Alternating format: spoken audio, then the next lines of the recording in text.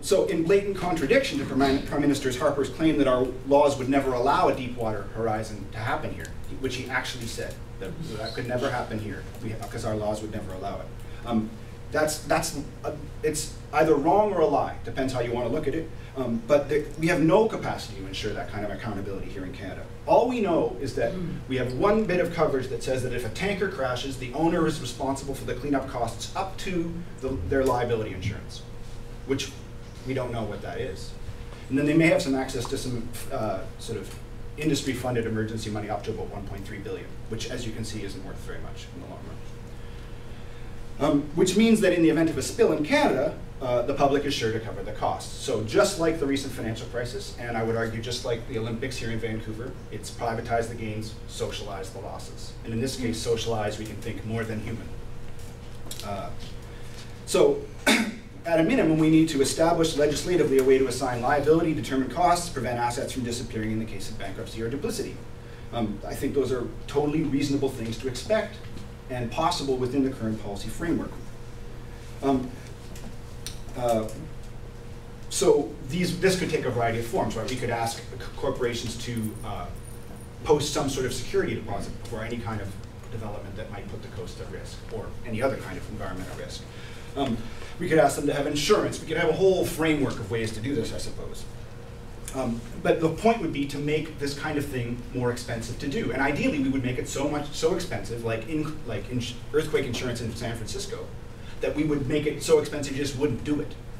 So in San Francisco, I lived in San Francisco for a while, and so at one time we didn't own a house, but our landlord did, and he said that he wanted to look into earthquake insurance, and the deductible was $650,000. So it's like, well, don't bother, right? And so we can hopefully make it that people feel that way about developing oil on the BC coasts. Let me see here. So, but at any rate, the kinds of measures I'm describing, of course, make everything more expensive. But on their own, I would argue they still mean that oil development is okay in practice as long as it's secure enough or backed up enough by enough money, right? So we're still saying oil is okay as long as you can cover the costs or make sure that people are recompensed if things go wrong. Which has a tendency, I would argue, to perpetuate the idea that with proper incentives or costs or regulatory frameworks, we can make the whole oil thing work. But that's just plain wrong, as we know, from a climate change perspective. And it's also true from a no-spills perspective, too, as we can see from the Gulf, right? BP is the largest producer of oil and gas in the whole of the United States. It's one of the biggest companies on the planet, as I'm sure you know. And it has endless amounts of money to spend on technology and all the bells and whistles. And of course, it was negligent to follow all the regulatory rules, and it took a couple tests that failed, and it didn't bother to check them. But there's little evidence that any other oil company would have done any different. If we have faith that those tests would have been checked by Chevron and they would have been all busy doing the safety stuff, like, I think we're crazy. Chevron and BP would have done the same thing here. So as lame as BP's practices are, they're still called best practices. And we have clear proof that best practices are no help right now. So we might think of another possibility, and it's one we already use a lot, and I'd like to just us to think about this a bit more, is the capacity for First Nations claims here in British Columbia to slow, stall, or wreck any kind of oil and gas development. We actually lean on this an extraordinary amount, and it's an instrument they don't have in the US to near the same extent, but it is something that we do. And the fact that 28 nations in BC have come out against the Gateway Pipeline across the province is a big deal, and none have come out publicly for. And we're hoping that court costs and delays and the threats of this kind of stuff will scare away investors and make the pipeline go away again, which it's gone away. This will be the third time it goes away, hopefully for good, if we can pull this off. And I see we as us, though Dogwood is a big part of this.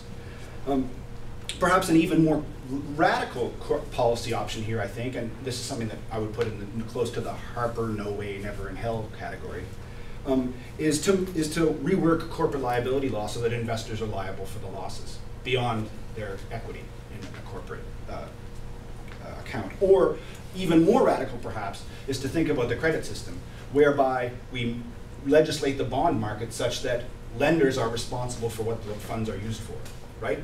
BP raises money on the bond market and from private banks to fund things like the development of the Gulf of Mexico. If creditors become responsible for what's done with the funds, then I think we're in a much more powerful position. Again, this is a much more structural shift, but it is an important one. But I think all of this brings me to just a couple final reflections. Firstly, is that one of the things we can learn from the Gulf disaster. Firstly, I think we have to avoid, as much as possible, reducing the disaster to a technical problem. To saying, oh, if the blowout preventer had been well tested, or if the pressures in the drill pipe and the safety valve pipes were the same, then everything would have been okay. And it's also, we need to avoid pointing our finger at some nasty beast of a corporation, which is of course not to say that BP, Transocean, Halliburton, Anacardo, Mitsui, who owns 10% of this, the big Japanese conglomerate, and the rest of them are good corporate citizens, because they are not. In an industry where the standards of behavior are so low it's nauseating, BP's record is still despicable. Absolutely true. But to point our fingers at one thing and say BP is the evil party here, if you look at the transcripts of the congressional hearings today, you'll see that that's exactly what Chevron, ExxonMobil, Halliburton, and everybody else were doing. It's the best thing in the world for them right now is to find the fall guy, just like Lehman and just like Enron, and say, the system is fine, it's that one bad egg. We really, I think, have to be careful not to fall victim to pointing at BP and saying, oh, those guys are a bunch of assholes, because then we're on Chevron's side to a significant extent. We have to remember that this is a much more structural problem.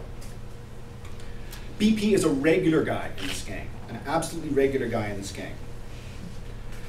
I would also say, and this seems to be, I think, more possible in Canada than we think, that this kind of reaction is particularly dangerous when it's linked to any kind of nationalism. So in the United States, if you've been following the news lately, it's been very important that this is British petroleum, right? Everyone's like, oh, the British have come over and wrecked our environment. Those damn Brits. You know, like, they always screw us up in the end. We had to get them out of Second World War, and now, you know, all that other stuff. That if any of you have ever lived in the States, you'll have heard all this before. But there is nothing particularly British or American about the oil spill, right? And we would be equally capable of it here. And in fact, if you look at the tenure claims for offshore drilling that are out there right now here in Canada, a big part of them is Petro-Canada. Petro-Canada has tenure on a lot of the BC coast. So does Shell and so does Chevron, but you know, we're good at this too. And if you think that we can't mess up the environment, just go to Chile and look at the mines that Canadian companies built, right? So if we link this to any kind of Canadian rah-rah, like Harper tried to do by saying this can never happen here, I think it's a political dead end, I really would say. Which is finally to say that I think the Dogwood strategy, which is to push for a North Coast tanker ban, hopefully turn south, achieve it afterwards, a southern tanker ban, and eventually make this a no place like home, not a home place for oil and gas, the long-term goal. I think it is a good strategy, but of course it's no magic bullet. I would disagree with Kurt. I actually think there's no magic bullet here at all. We really need to think about connecting these strategies, but also we need to be constantly fighting on several fronts and keep talking to each other even when we think each other are acting stupid. Even when we disagree. This is going to be a big, long fight if it's not just about the coast, and that's going to be long enough. Because this is the only way that we're going to pull this off, I think. And here I would think one of the things that might come up in terms of a policy perspective is to bring back to the First Nations issue, is the extent to which we rely here in BC, in the environmental and I would say progressive movement more generally, on First Nations to take the hit.